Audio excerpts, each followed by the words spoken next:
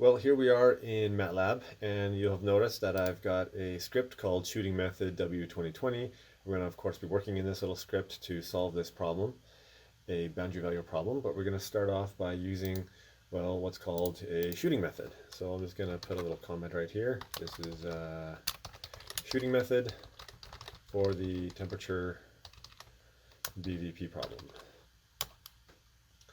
Okay, and so let's kind of talk about the variables that we need. Well, we have a bunch of variables that we can define at the very beginning of all these problems, and so I'm going to say that dx is equal to 0.1. Okay, and this, of course, is our step size. Then we've got this h value right here. I'm going to call it hc, just to remind us that it's not the same value as h for the numerical integration unit that we talked about, and it is at 0.01. That's that convection coefficient. All right, what else do we have? We have TA. All right, so that's the ambient temperature. We'll say it's at 20 degrees. It is at 20 degrees. It's likely going to be Celsius.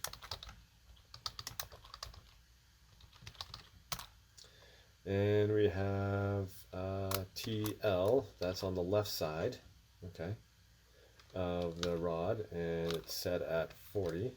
Okay, so this is the temperature at the left side of the rod. And we also have TR, which is 200. Okay, and let's see, I can maybe copy and paste this, save a few seconds, I guess. Right, so the rod. And now we've got all of our variables, okay, that are constant, okay, in this little problem right here. All right, so we've got our variables, and now we need to kind of talk about what are we after. Well, we're really after the temperature profile. Okay, we take a look at the original ordinary difference equation, and so we want temperature at all values of x. So we need an x vector. So we'll go from x, okay, and it starts off at, well, 0, the left side. All right, you can also see it down here. We have t of x0, which is 0 itself. And we're going to step all the way through a whole bunch of little dx's, okay, all the way up to, well, 10. Okay, and 10, of course, is at the other end of the rod, and we can probably assume that this is meters or centimeters, but of course we'd have to convert these other things as well. All right, so let's just make a note here. We need to form, not our, but we'll just say the x vector. All right, and then we need to have an equivalent value, right, because we're really after t, and we want to have a t value at every single x within that range. Okay, so let's get n to be the length of that vector. Oops, I should spell it correctly. Okay, that's that x vector. All right, and then we can probably get some sort of t value as well. Okay, so we'll do that here in just a second. Okay, the other thing we need now is, well, step one is converting this second order ordinary difference equation, now that we've kind of defined all of our constant values, into two first order ordinary difference equations. Okay, so we're going to use these anonymous functions right now, but of course we can convert it later on to something a little bit more extreme if we use a different function. So let's see, we have, I'll do let's do dt dx. Okay, as the function name. All right, and if you recall, we have this little at sign, and then we have all the variables inside of it. So it's going to be a function of y, right? And the function itself is just y. Okay. And we also have a dy dx. All right, and it's also going to have the same form, and it's going to be a function of, well, in this case, t. Okay. Of course, we can do this, all right? But if you take a look at these functions, they're not both functions of y and t. The first function is a function of y, and the second function is a function of t only. So we'll just leave it like this for now, but of course the other option is completely valid, okay? So in this case, the function name is dy dx. The function name is dt dx. Okay, and this is, of course, where we define it, where we define all the variables, and now we're just going to return this. It's, of course, a minus, I have my coefficient right here, hc, times, well, I have TA, which is always at 20, minus t. And that's that variable, okay, right here. And of course, we now have a function of t. Okay, and I'm going to suppress those, but we can open them up here later, a little bit later. All right, so this is the ODE right here, and I'll just say it's broken into two first order ODEs. Just to remind ourselves that this really is a second order ordinary difference equation. It's just that we've divided it into, well, two first order ODEs. Okay, so now we're kind of moving into Euler, but Euler requires initial conditions. So let's do a little defining the initial conditions. All right, so far everything looks very similar to initial value problems, okay? But we're going to start changing it here in a little bit because we have to kind of play with this initial value problem multiple times to hopefully hit the end condition of T10 equals to 200. All right, so what are they? Well, we've got T initial, okay, and T initial is going to be 40. All right, and now we have, well, Y initial, okay, and this is, I don't know, okay, we don't know what it is. It's not given to us, okay, we can't figure it out, so we're going to have to make a guess, okay, so we're going to come back to that here a little later. Now we define our initial conditions, and so now we need to go off and define our t vectors. Right? So form, I'll call t vector and y vector. All right. So let's say our t vector right here, it's a bunch of zeros. Okay, and we're going to use the length, okay, right here of x. Okay. So if you forget how it is, the number of rows comes first, and the number of columns comes second. And the reason why I want to do it this way instead of n1 is because I already have x to be a row vector right here. I can of course transpose it. In that case, I would go n1 right here. But I'll keep it as row vectors. Okay, so I've got my t vector ready to hold a bunch of t values. Okay, and of course there's n of them. And I also have my y, which is going to be very similar. Okay. Once I've got those, I now need to set the first element inside that t vector to be, well, my t initial. Okay, and of course it's set at 40 right here. And I need to do the same sort of thing with my y. My y1 is going to be my y initial. Okay, so I've formed my t vector and y vector. Of course, a lot of them are incorrect right now. They're all set to be zeros, but they have the right number of elements. Okay, and now I'm ready to go off and to make my my Euler's method, okay, using these two vectors. Okay, in fact, I should probably make this not just be 40, but TL in case I want to change that. Okay, it's good practice, of course, to never enter in two constants when you have variables around. All right, so of course this is still undefined. We're going to come back to it in a second, and now I need to go off and do my Euler's.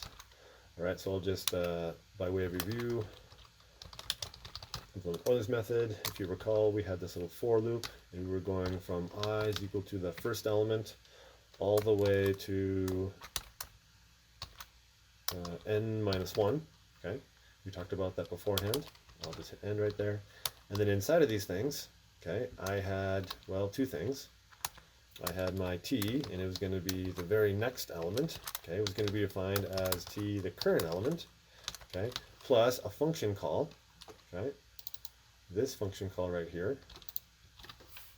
Okay, and so dt dx is a function. Okay, it's a slope function. It's t prime, if you will. All right, and it takes in a value. It takes in y. Well, it doesn't take in any y. It takes in yi. Okay, and yi is going to be defined right here, at least for the first loop, and then of course it's going to be defined later on. Okay, so that's my dt dx, and then of course I have to multiply that by my dx, okay, my little delta x, if you will. Okay, if I come over here, I can see my step size, and this is like, delta x. All right, well, I have two equations. I've just done the first one so far, so I'm just going to copy and paste that real quick right here, and then change these now all to be y's. So I've got y, dy dx. Okay, let's go take a look at what it is. Dy dx, and it's a function of t now. Okay, so I need to change the argument to be ti, and then I can change this, well, or keep it the same, of dx. Okay, so there's my Euler's method, all ready to go. Okay, and then I want to do just a final check, and so I'm going to do t final. Okay, and this is going to be t after this process is all done at spot n. Okay, and I'm not going to suppress that, but let me go back through and I'll suppress these things right here. I'll suppress these right here. Okay, I'm going to suppress these. These are all suppressed. These constants are hopefully all good. Okay, and so this whole process is going to go forth and it's going to print off just one thing, t final. All right, now coming back to line 19, I have to make a guess. Okay, so I need to make a guess, and I have no idea what guess I should start with. So I'm just going to say, well, let's see. If T0 is 40, maybe there's some sort of slope where, you know, the temperature changes, I don't know, let's say 20 times. Okay, the ratio is 20. Effectively, this T prime is 20. Okay, 20 degrees per meter or 20 degrees per centimeter, what have you. There's going to be some sort of rate right here that I have no idea what it is. Okay, so this is my guess. I have no idea what that is, but it's going to go through this whole process, and then I'm going to spit out what the final t final is. All right, well, let's run it and see. Okay, well, some things happen. That's all good. Let me come down here and let me just do compact, oops, format compact. Okay, and I can come back up to the top, and I want to clear my command window. I want to clear all my variables, and I want to close all my figures eventually when I have them. And I'll hit run again. All right, so y initial ended up being a t final of 284. Well, what should my t final be? Coming back to the answer, oh, it should be 200. Hey, well, 20 is not such a bad guess then after all. I had no idea what it should be, okay, but I guessed 20 and I got 284. It looks like I need to go much less, so maybe I'll go down to 19. Okay, 19 is down, so maybe it'll bring t final down as well. Let's give it a try. So I come in here and I change it to 19. I'm going to run, and hey, it works. It's getting closer to 200. Okay, it seems though that if I only went down by 1, I was only going down by, I don't know, like about 10 or so. So let me go down by a lot. Let me go down to say 10. So y initial is 10, and oh, t final 167. Okay, so I went too far. So far then I know that y initial should probably be a little bit greater than 10. Okay, but definitely less than 19. All right, well, let's try 11. And now I'm going to turn off suppression, okay, of clear all. Okay. What you're going to see then is that slowly, right, I'm going to home in on the result. So let me hit run right here again. Okay, so I'm doing the shooting method, and now I've got y initial from 10 beforehand. It's now 11, it's getting closer. Okay, I need to come up here and I need to change y initial to be, let's say 12. Hit run. Okay, 12 is still too small. It's 191. I still want to hit my target of 200. So let me do 13. Hey, 13 is really close. It's actually a little too high. So let me come down and do, 12.5. Oh, 12.5 is too low. Let's try 12.9. 12.9 is too high. All right, now I've got this pattern down. I can start to home in on it. 12.9 is too high. Let's do 12.75. Oh, too low. 12.78. Too high. 12.77. 12.76. Okay, that's good. 12.765. 12.767. Oh, 12.66. Oh, 12.665. Okay, T final is still a little bit low, so let me do 7.666. 7.665. All right, I'm getting really close. And I can keep on doing this for a long time. Let's change it to format long. Okay, and I'll do one more, 7.664. Okay, so still a little high, 7663. Ooh, I'm getting really close, 7662. Well, 7661. Oh, 76659. Okay, that's a little too low. Let's go a little bit higher. A little higher than that. And a little higher than that. Alright. I'm getting super close to 200. Okay. Let's see, what was I at? 601. 6003. Alright, I'm getting closer. Maybe I skipped the decimal point right here. Oh, that's right. I think I was already there. Anyway, so you get the idea that I'm getting very close to 200. Okay, which means then that I've been able to shoot a number of times, and you can see my history of all these shots, and I'm slowly homing in on the result. All right. Now, what's going on here? Well, T-final, okay, is trying to hit this 200. But it'd be nice to kind of see these shots happen, okay, in real time. All right, so I'm going to do a little figure, just like it was beforehand. Okay, and I'm going to plot, well, I'm going to plot x versus t. Okay. And I'm going to go back, so I know what my best guess is. Okay, and this is going to be best guess, and I'm going to suppress that, but I'm going to come over here and go back to when I first guessed 40, right here. Okay, I'm going to call this bad guesses. All right, well, let's take a look at this. Let me run it, we'll kind of see what happens with x versus t.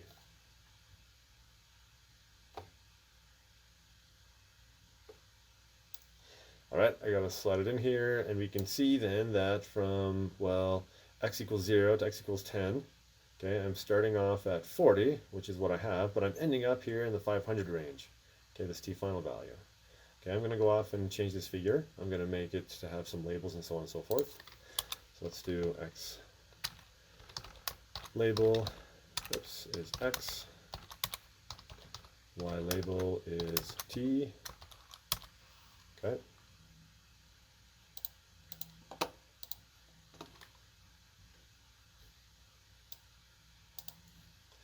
Okay, and I'm going to add 2 more points. Okay, one at the very top, one at the very bottom for my initial conditions. So I'm going to hold on. Okay, and I'm going to plot 0, 40 for TL. Okay, I'm going to plot 10, T right. Okay, I'm going to make these circles. Okay, let's take a look at our graph right here.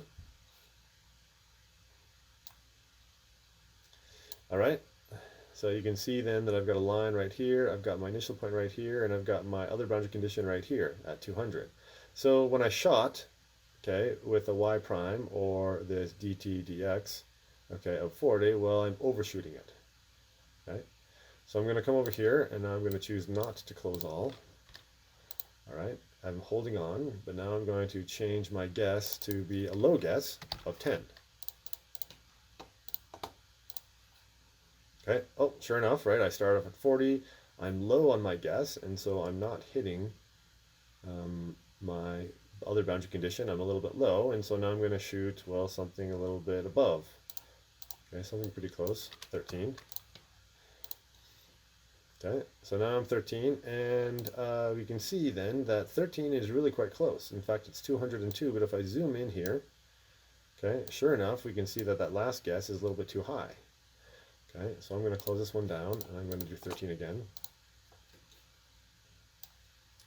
Okay, so my axis has changed. Okay, I still got the initial point and my final point, or rather the 2 boundary conditions. I'm still a little bit high. Okay, so now I'm going to shoot again.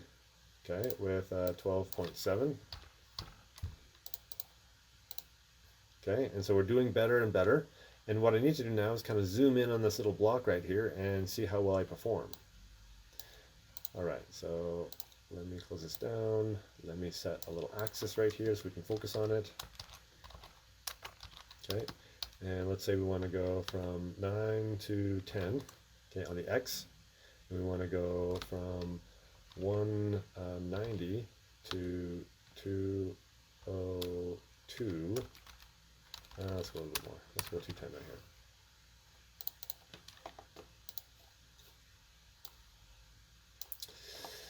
All right, so here we're at 199, okay, and if we hold it on, I'm going to come up here and I'll do again 12.77, hit run. Oh, we're really close.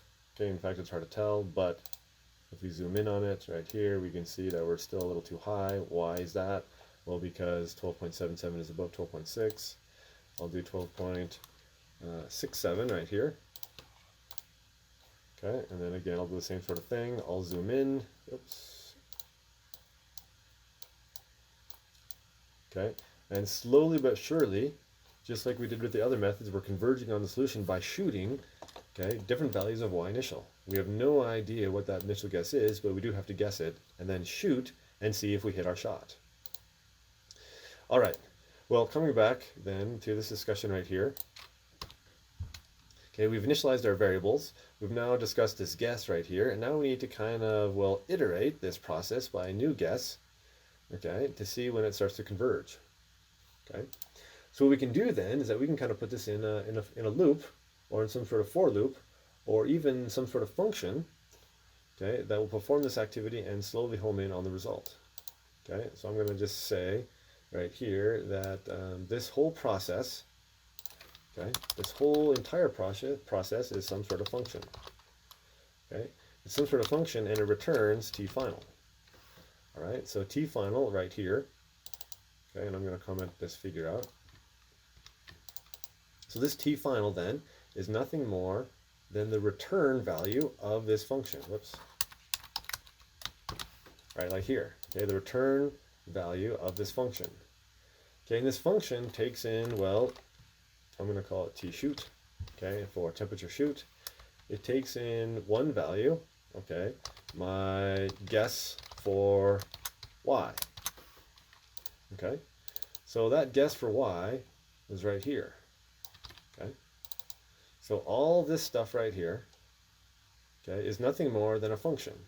Okay, it does a whole bunch of definitions, it defines some variables, it defines some anonymous functions. Okay, it sets up some variables, it does Euler's method, but then ultimately it just returns that t final.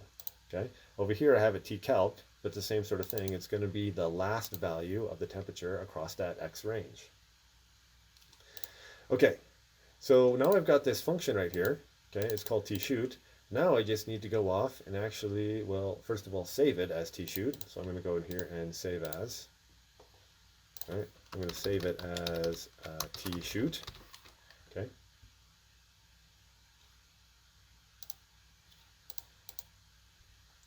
All right. And now I'm going to have this function right here. I'm going to save as, and this is main shoot.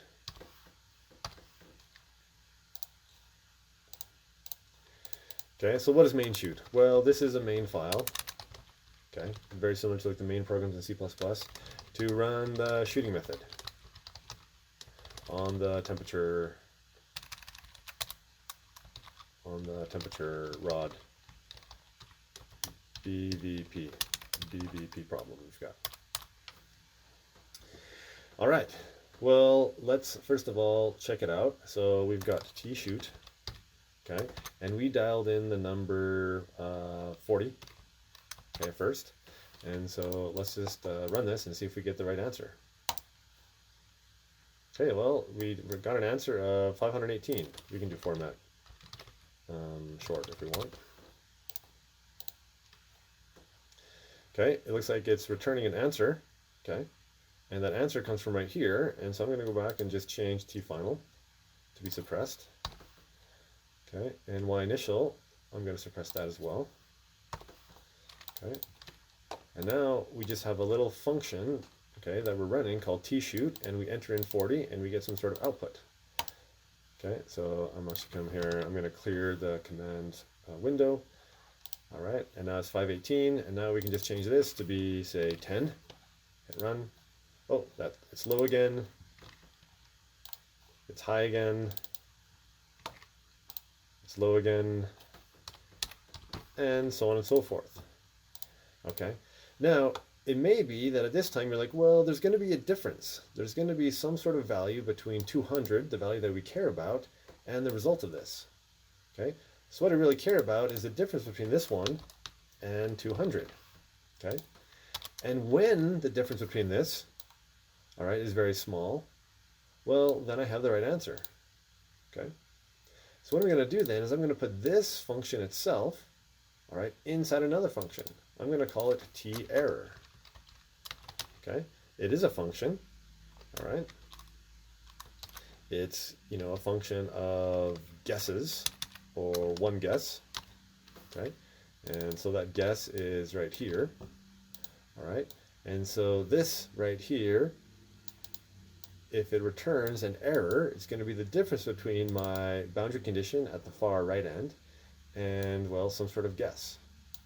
Okay. So now I can do t error. All right, I can dial t an error of, well, 13. Okay, so I'm going to hit run right here. And my t error right here, okay, is 2.72.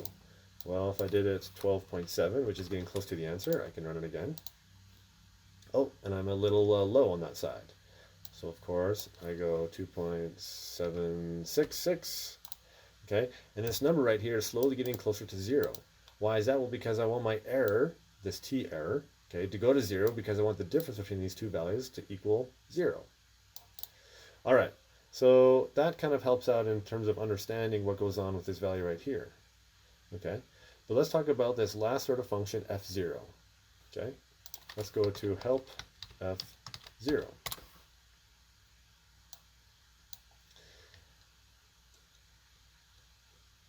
All right, so f0, it's a single variable nonlinear zero finding algorithm. Okay, so you have at least 4 methods that you've explored in previous homework, labs, and projects. And f0 is the command that can help you find, well, effectively the roots of different equations.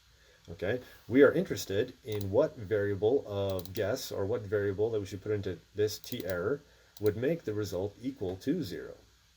Okay, and so essentially f0 is just that, all right, where it tries to find some sort of interval. Okay, and so you can kind of read about it. First finds an interval containing x0 where the function values of the interval endpoints differ in sign.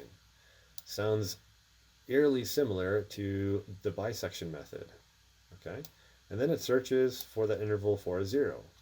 So now what we can do is that we can use f0,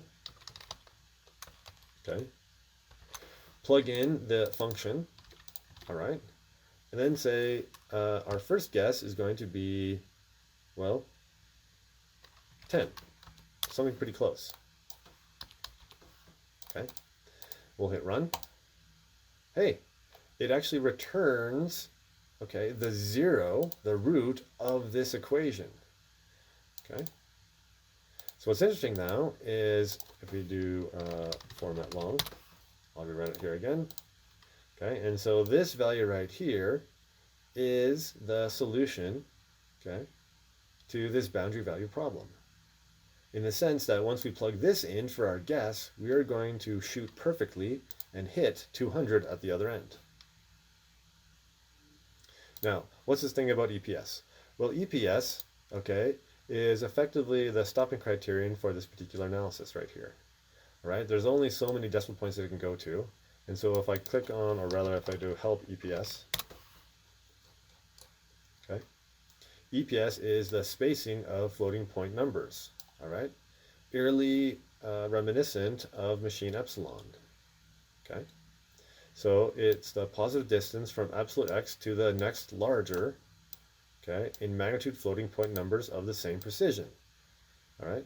And of course, it can be either double precision or single precision, because we know that machine epsilon is going to have different values based upon how many bits are dedicated to the mantissa, all right?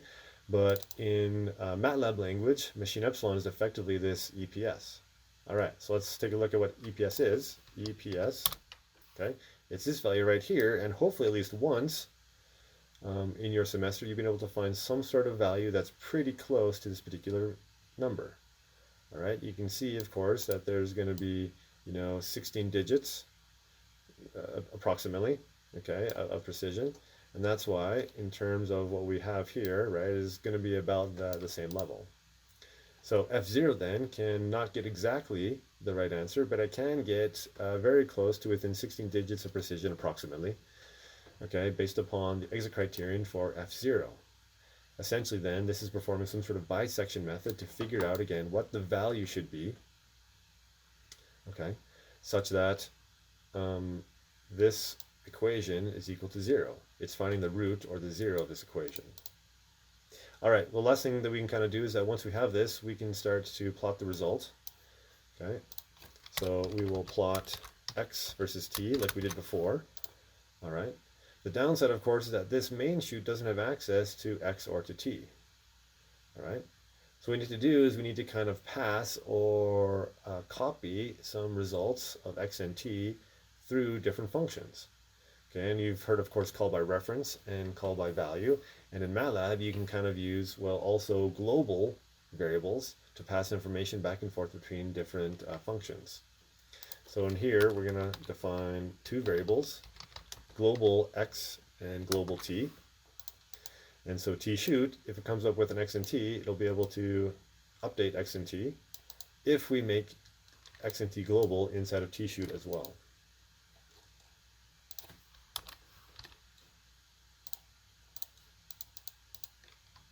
So I'll save that.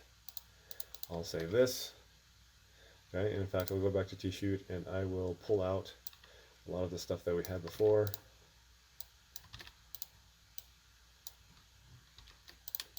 I've got X, I've got T, I've got the endpoints. I'll leave that alone right there. And now I'm going to hit run. Okay. And now what do we see here is that we've got 40, a temperature profile all the way up to 200, okay, with the exact value, all right, of 12.76666085, so on and so forth. And so if I zoom in on that result, I'm always going to be hitting it.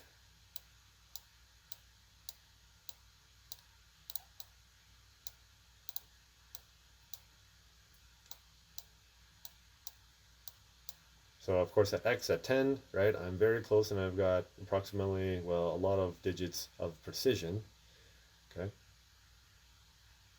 for the accuracy of hitting that 200 value. The last thing then that I want to talk about is referring back to one of these advantages or cons of the shooting method. And in particular for this linear ODEs, we talked about how linear interpolation between the first two guesses is going to give you a perfect shot during that third guess. So let's just scroll down here and give some space. We'll kind of talk about this here. So effectively in our program over here, we have a guess right here. Usually it's at 40, okay? And we made a guess and we overshot it and it was somewhere up here around 500. Maybe I'll take a guess here and I'll do it. So let's do T-shoot down here. Okay, I'm going to suppress everything by doing Control R and I guessed a 40. Alright, and I'll hit run. Okay, and it was 518. So I'm going to come over here and do 518. Okay, and then we guess something like 10. Okay, and now these are our Y guesses. Okay, at Y0. Okay, and this is at 0, and this is at 10 of X. Okay, then we came in here and we guessed 10. Alright, so I'll hit run, and it was 167, so we of course underguessed. Okay, this is 167 right here. Okay, and we were trying to hit the target of 200, which is right here. Okay, so we guessed 10, and we got 167. We guessed 40, and we got 518. Okay, and so if this is linear, okay, between these 2 points right here, then we can find out what value of 200 is in between those, and then try to extrapolate that into, well, some sort of range right here. Okay, so I'm going to not control this one, and I'm going to save this as lower out value. whoops, not control, there we go. This is the higher output value at 40. Okay, so just kind of taking a looking at it. We're just assigning some values of 167, 518. I can do format short if it helps out to kind of see these values, 167 and 518. Okay, and I want to figure out, well, 200. Okay, how far away is 200 from 167 and 518? Well, let's do 200. Okay, minus, in fact, let me just go to the script so I can rerun it here a little bit later. So 200 minus the lower out value, okay, that's going to be 167, okay, over, well, the entire range. So this is the higher output value minus the lower output value right here, okay. That's going to be, I don't know, some sort of ratio. I'll call it A for now. Okay, so I'll hit F9. Okay, so 0.09, or 9% of the way in between 167 to 518. And we'll see, okay, if it's linear by going 9% of the way from 10 to 40. Okay, so we take this value and we multiply it by, well, 40 minus 10 is 30. Okay, and then we add it to 10. All right, I'll just call this A2 value. Okay, so I'll pop that in right here, and it's 12.766. All right, and if I do format long, okay, and I do A2 again, all right, sure enough, I'm pretty close to the right answer. So essentially then, right, if it is linear, it means that between this space, any change in my Y0 guess, okay, is going to be linear for this change right here. As a result then, if you do have a linear ODE, okay, and you have one value above and one value below, well then you can hit, during your third guess, that last shot by assigning Y0 equals, 12.7666085, so on and so forth, to that middle point right there. It actually works even if you have two shots below. So if I shot two below, right here and right here, okay, and if it's linear, well then I can just interpolate and actually extrapolate up to 200 based upon that range right there.